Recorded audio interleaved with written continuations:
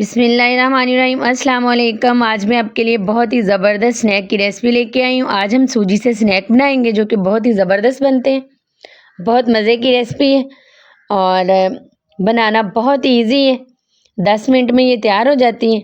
तो बनाइएगा ज़रूर, पूरी रेसिपी देखिएगा, स्किप मत कीजिएगा। इतनी ये ज़बरदस्त रेसिपी है स्नैक की। तो हमने 1 कप सूजी ली है। तो सूजी जब भी लें उसके अच्छे से छान लें। मैंने सूजी को छान लिया था।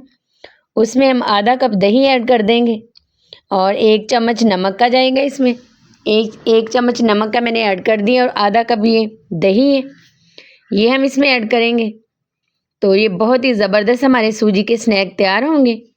साथ ही ये चॉप किया हुआ प्याज है, मीडियम साइज़ का एक प्याज था, वो भी हमने इसमें ऐड कर दिए। साथ ही अदरक लहसुन का पेस्ट है 1 चम्मच, ये हमने ऐड कर दिए। 3 सब्ज़ मिर्चें थी, ये भी चॉप की हुई हैं, इनको भी हमने ऐड कर दिए। और साथ खूब सारा धनिया इसमें ऐड कर देंगे, तो इससे लुक भी अच्छी आएगी और फ्लेवर भी बहुत ही अच्छा आएगा। तो अच्छे से मिक्स करेंगे इन सब चीज़ों को दही के साथ। अच्छे से मिक्स करने के बाद हम इसमें क्रश चिली ऐड करेंगे, दड़ा मिर्च जिसको कहते हैं, और 2 चम्मच मैंने इसमें पानी के ऐड किए। ज़्यादा पानी नहीं ऐड करना हमने, 2 से 3 चम्मच सिर्फ पानी ऐड कीजिएगा। तो इसको अच्छे से मिक्स कर लेंगे। 10 मिनट में तैयार होने वाली ये स्नैक है जो कि बहुत ही मज़े के लगते हैं। तो चाय के साथ भी आप इसको खा सकते हैं और नाश्ते में भी आप ले सकते हैं। तो ये दड़ा मिर्च 1 चम्मच हमने इसमें ऐड कर दी है। अब हम इसको अच्छे से मिक्स करके इसको कवर कर देंगे। 10 मिनट के लिए इसको छोड़ देंगे। तो पूरी रेसिपी देखिएगा, पूरी डिटेल के साथ मैं आपको ये स्नैक की रेसिपी बता रही हूँ। सिंपल रेसिपी है, कम खर्च में बहुत ही ज़बरदस्त ये बनती है। तो इसको मैंने कवर कर दिए। तो 10 मिनट के बाद हम इसको चेक करते हैं। तो ये देखिए 10 मिनट हो चुके हैं, सूजी अच्छे तरीके से ये फूल चुकी है। अभी हम इसमें 2 चुटकी मीठा सोडा ऐड करेंगे। बेकिंग सोडा जो है वो हम इसमें ऐड कर दें और अच्छे से मिक्स कर लेंगे। और फिर हम इसके स्नैक बनाएंगे। तो पैन में मैंने ऑयल ऐड किया है। ऑयल मैंने मस्टर्ड इस्तेमाल किया है, रिफाइंड ऑयल नहीं मैंने इस्तेमाल किया इसमें। वो भी आप कर सकते हैं, घी का इस्तेमाल भी कर सकते हैं, लेकिन मैं इसमें सरसों के ऑयल में मैं बना रही हूँ। तो इस तरह से हम चम्मच के साथ डाल लेंगे। तो जितने साइज़ के आप ये स्नैक बनाना चाहें उतने साइज़ के बना लें, उतना ही बैटर चम्मच के साथ डालिएगा।